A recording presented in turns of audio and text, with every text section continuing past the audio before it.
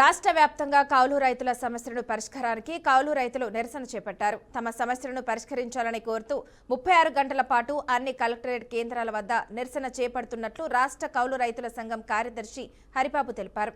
ఇక కూటమి ప్రభుత్వం కౌలు రైతులకు ఎన్నికలో ఇచ్చిన హామీలను నెరవేర్చాలని డిమాండ్ చేస్తున్న హరిబాబుతో మా ప్రతినిధి మల్లికార్జున్ ఫేస్ టు ఫేస్. న్యాయమైన కోరికలు తీర్చాలని ఈరోజు నెల్లూరు జిల్లా కలెక్టర్ కార్యాలయం ఎదుట 36 గంటల నిరసన దీక్ష చేపడుతున్నారు. అసలు ఈ నిరసన దీక్ష ఎందుకు చేపడుతున్నారో అది మనతో రాష్ట్ర కౌలు రైతు సంఘం కార్యదర్శి హరిబాబు ఉన్నారు. ఒకసారి అడిగి తెలుసుకుందాం. సార్ చెప్పండి సార్, ఇప్పుడు కౌలు రైతు సంఘం న్యాయమైన డిమాండ్ లేనిది, వాళ్ళ కోరిక లేనిది ఒకసారి చెప్పండి సార్. వాస్తవంగా రాష్ట్రంలో ఎక్కువ భాగం వ్యవసాయాన్ని కౌలు రైతులు చేస్తున్నారు. ప్రభుత్వం ఇచ్చే సబ్సిడీలన్నీ పంటలు సాగు చేయడానికి ఇస్తున్నామని చెప్తున్నారు. కానీ పంటలు సాగు చేయని భూ యజమానులకి, భూస్వాములకి డబ్బులు వెళ్తున్నాయి.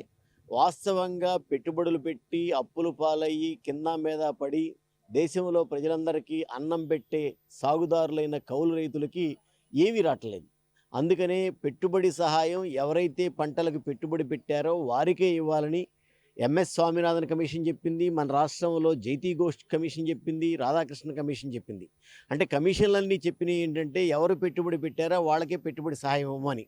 కానీ ప్రభుత్వం మాత్రం ఎవరికి భూమి ఉందో వాళ్ళు సాగు చేయకపోయినా వాళ్ళు అమెరికాలోనో ఆస్ట్రేలియాలోనో పెద్ద పెద్ద నగరాల్లో ఉన్న వాళ్ళకి మాత్రం అన్నదాత సుఖీభవ 20,000 రూపాయలు ఇస్తున్నారు. ఇది తప్పు, అన్యాయం అని చెప్పేసి మేము డిమాండ్ చేస్తున్నాం.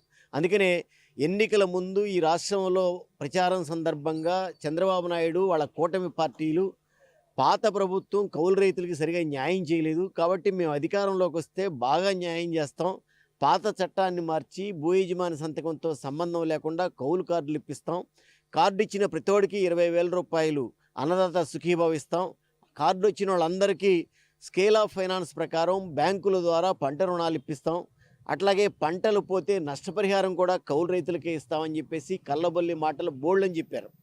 అధికారంలోకి వచ్చిన తర్వాత 3 బడ్జెట్లు పెట్టారు. ఒక్క బడ్జెట్లో కూడా కౌలు రైతులకు అవసరమైన కేటాయింపులు కానీ వాళ్ళకి అన్నదాత సుఖీభావ ఇవ్వడానికి కావాల్సిన కార్యాచరణ ప్రణాళిక కానీ ఏమీ చేయలేదు. పైగా ఈ సంవత్సరం బడ్జెట్లో భూమి ఉన్న కౌలు రైతులకి ఇచ్చే అన్నదాత సుఖీభావ కేటాయింపులు కూడా తగ్గించారు. గత సంవత్సరం 9,900 కేటాయించిన వాళ్ళు ఈ సంవత్సరం 6,000 కోట్లే కేటాయించారు. అంటే గత సంవత్సరం ఇచ్చినటువంటి వాళ్ళకు కూడా ఈ సంవత్సరం అన్నదాత సుఖీభావ రాదు. అట్లాగే పంటల సాగు చేయడానికి విత్తనాలు, ఎరువులు, నీళ్లు అవసరం. కానీ కేంద్ర ప్రభుత్వం పెట్టిన ఆశకి చంద్రబాబు నాయుడు గారి ప్రభుత్వం లోబడి యూరియా దిగుమతి తగ్గించుకున్నారు. కేంద్రం ఇచ్చే బస్తాకి 800 రూపాయలు ఖజానాలో వేసుకుంటున్నారు.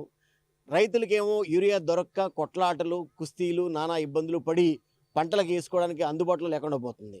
మరోవైపు పంట రుణాలు కూడా ఈ పెద్ద పెద్ద కార్పొరేట్ శక్తులకి అట్లాగే వ్యవసాయ పరికరాల కొనాళ్ళకి రుణాలు ఇస్తున్నారు. కానీ వాస్తవంగా సాగు చేసే వాళ్ళకి స్కేల్ ఆఫ్ ఫైనాన్స్ ప్రకారం పంట రుణాలు ఇవ్వట్లేదు. మాటలు మాత్రం ఎస్ఎల్బీసీ మీటింగుల్లో ముఖ్యమంత్రి గారు కౌలు రైతులకు ఇవ్వాలని చెప్తాడు, వాళ్ళు ఎవరూ ఈయనేమీ చేయలేడు.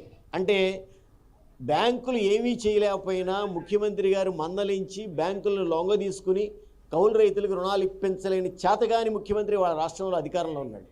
అట్లా జిల్లా వ్యాప్తంగా కౌలు రైతులు ఎంతమంది ఉన్నారు? ఇప్పటి వరకు ఏమైనా కౌలు రైతులకు డబ్బులు ఇస్తామని చెప్పారా?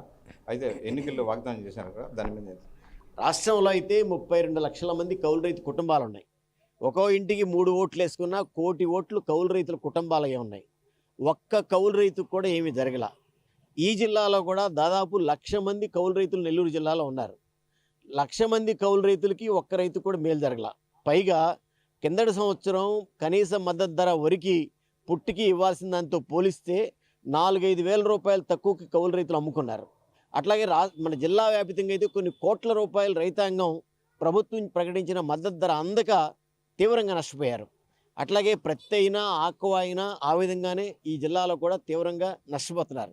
అందుకనే ప్రభుత్వం ఇప్పటికైనా వాస్తవంగా సాగు చేసే కౌలు రైతుల ఏడల దృష్టి సారించాలని, ఈ ప్రభుత్వాన్ని మేల్కొల్పడానికి ఇప్పటికే రాష్ట్ర వ్యాప్తంగా అనేక కార్యక్రమాలు చేశాం. ఇప్పుడు కూడా 36 గంటల దీక్షలు అన్ని జిల్లా కేంద్రాల్లో జరుగుతున్నాయి. ఇవాళ 23, 24 తారీఖుల్లో ఇది గనక పరిష్కారం కాకపోతే ఈ బడ్జెట్ సమావేశాల సందర్భంగానే అవసరమైతే చెలో అసెంబ్లీ పిలిపించి ఈ ప్రభుత్వాన్ని పెద్ద ఎత్తున రణభేరి మోగించడానికి కౌలు రైతులు రాష్ట్ర వ్యాప్తంగా సిద్ధమవుతున్నారు. కౌలు రైతులకు సంబంధించి వాళ్ళకు న్యాయమైన కోరికలు కానీ తీర్చకపోతే రేపు త్వరలోనే చలో అసెంబ్లీ కార్యక్రమం అసెంబ్లీని కూడా ముట్టడిస్తామని చెప్తున్నారు. కెమెరామెన్ అల్తాఫ్తో మళ్ళీ బేర్కను నెల్లూరు.